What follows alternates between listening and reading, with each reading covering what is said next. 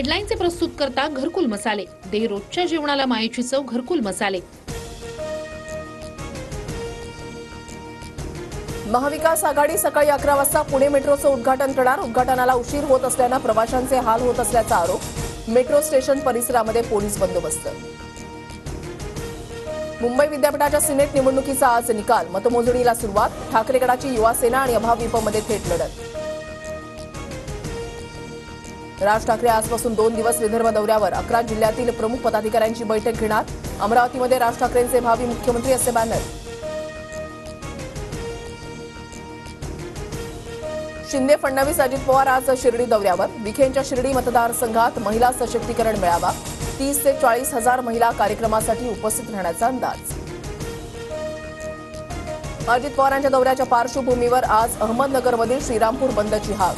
शिवरायांच्या स्मारकासह श्रीरामपूर जिल्हा घोषित करण्याची मागणी.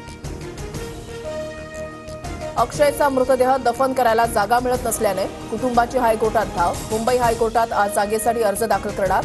अक्षय शिंदेचे वकील अमित कटारनवरेंची माहिती. सुनील तटकरेंची केंद्र सरकारच्या महत्वाच्या समितीवर नियुक्ती. सुनील तटकरे पेट्रोलियम आणि नैसर्गिक वायू केंद्रीय समितीच्या अध्यक्षपदी. पुणे पोर्शे कार अपघातामधील अल्पवयीन आरोपीवरील दाखल गुन्ह्यामध्ये कलमवाढ. पोलिसांकडून पुरवणी अहवाल बाल न्याय मंडळामध्ये सादर.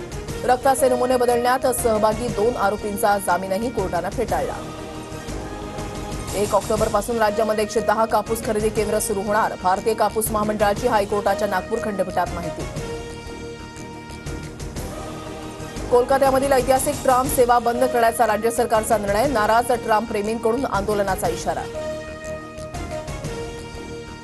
समुद्रातील कमी दाबाच्या पट्ट्याचा मासेमारीवर परिणाम. समुद्रामध्ये सध्या वादळी परिस्थिती. 4 दिवसांपासून कोकण किनारपट्टीवरील मासेमारी ठप्प.